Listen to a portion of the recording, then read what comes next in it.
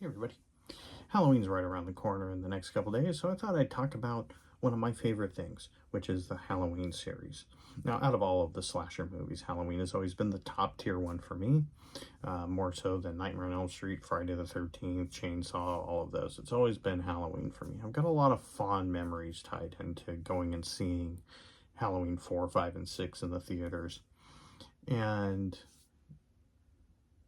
for me, that original timeline of 1, 2, 4, 5, 6 will always be top tier for me. The Thorn arc to me is great. And here's a lot of why. For me, I like when a movie series gets kind of weird. As long as it tracks. You know, they're tying it into whatever came before, so it doesn't come completely out of left field. And that's saying, me saying that as somebody who also really loves Halloween 3, and it has always been curious as to if that had been successful, what the anthology series version of Halloween would have looked like going forward. But that's another topic for another time. Halloween Thorn Arc is great for a number of reasons. One, those movies, 4, 5, and 6, just have a great fall Halloween look, especially 4 and 5. 6 a little less so, but 4 and 5 especially just nail that vibe, just nail that look. The opening of Halloween 4 has the best opening out of the entire series. Like, it is such just a, like, you feel that fall air watching the opening of Halloween 4. Now, outside of some inconsistencies with the masks, the Michael Myers in 4 and 5 especially, but also 6, is just monstrous. And I think is some of the best performances in the series outside of the first two. Now, the thing with the Thorn arc that I especially like is that it gives the series room to move in going forward in a way that everything that's come out since then has not, without causing major problems. H2O went back to Michael Myers just being a random dude.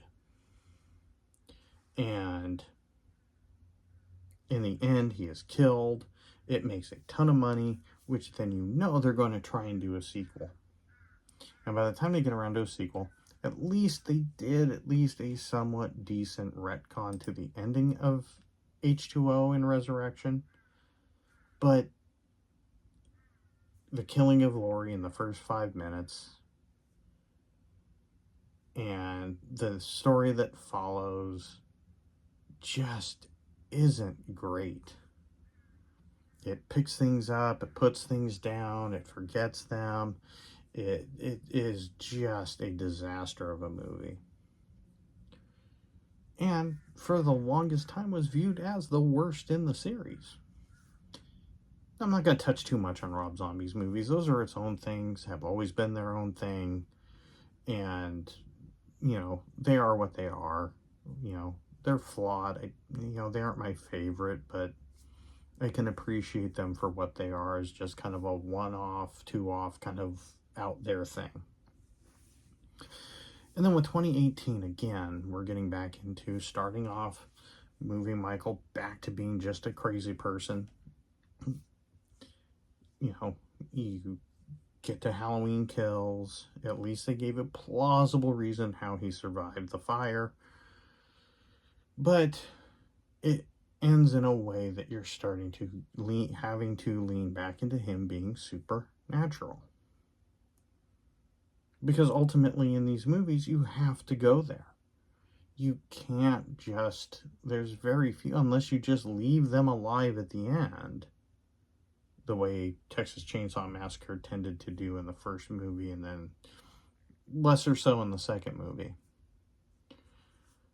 But you could go from part 1 to part 2 because Leatherface is alive at the end. The cook is alive at the end. With Halloween, you always end up in a place where Michael gets decimated. He gets killed. And then you have to bring him back. And, so you have to lean into the weird. You have to lean into the supernatural. And then with Halloween Ends, it completely discounts everything that happened in Halloween Kills. Halloween Kills is a worse film because Halloween Ends exists in the state that it does.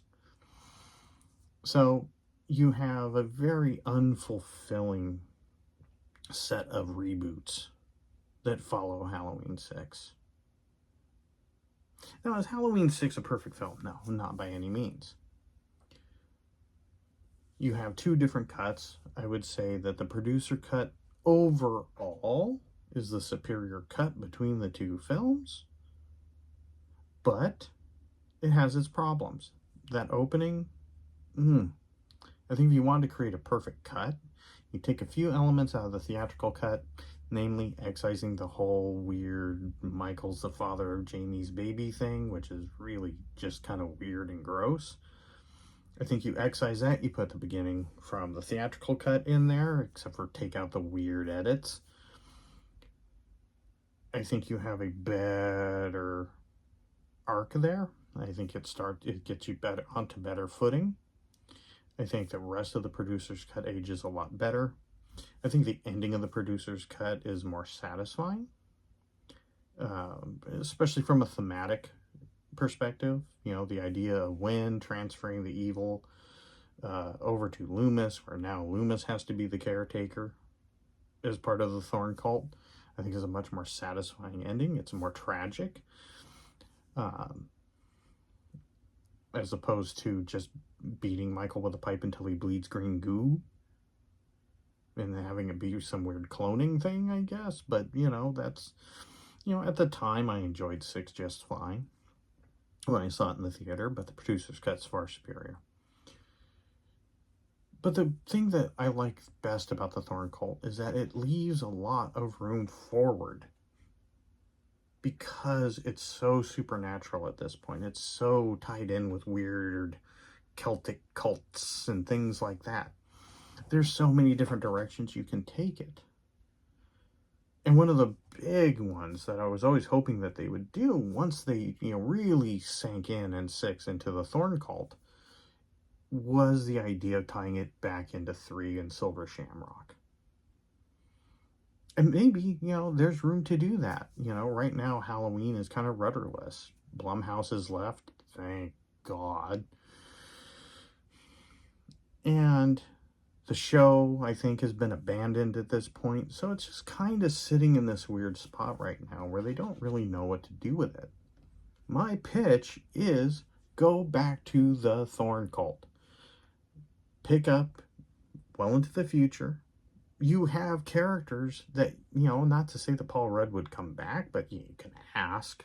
But, you have Danny, you have the child. You have characters you can flash forward into the future with, who've had experiences with Michael, who have, some relation there. So you can get that arc back on track. But, I'm telling you, tie it into 3. Bring Silver Shamrock back into the fold. There's ways you can do it. And I think that's the more robust way to go. And, you could get weird with it. Get weird with it. I mean, look at Terrifier. Terrifier 2 gets all sorts of weird with the lore. And people loved it. So I think, at this point, I think the Thorn Cult has aged so much better than any of the reboots following that. I think you could do some really cool stuff, especially with, how loved Halloween 3 is. Now, I think that if you did a Halloween 7 and tied it into Halloween 3 so that then Halloween 3 fits into the overall structure of the series and the Michael Myers arc, that I think you have a hit there. I think you have something that horror fans really jump onto. Let me know what you think. I mean, some people really love the Thorn Cult. I know some people still really hate it, especially with the way 6 turned out. But what do you think of the idea of taking a Halloween 7, going forward into the future, bringing back the Danny character, bringing back the child of Jamie, and tying it into Halloween 3 as well with all the cult stuff there, tying the Thorn Cult in with Silver Shamrock? Let me know what you think of that idea. Like, comment, subscribe, share it around, comment below, let me know what you think, and I'll see you in the next video.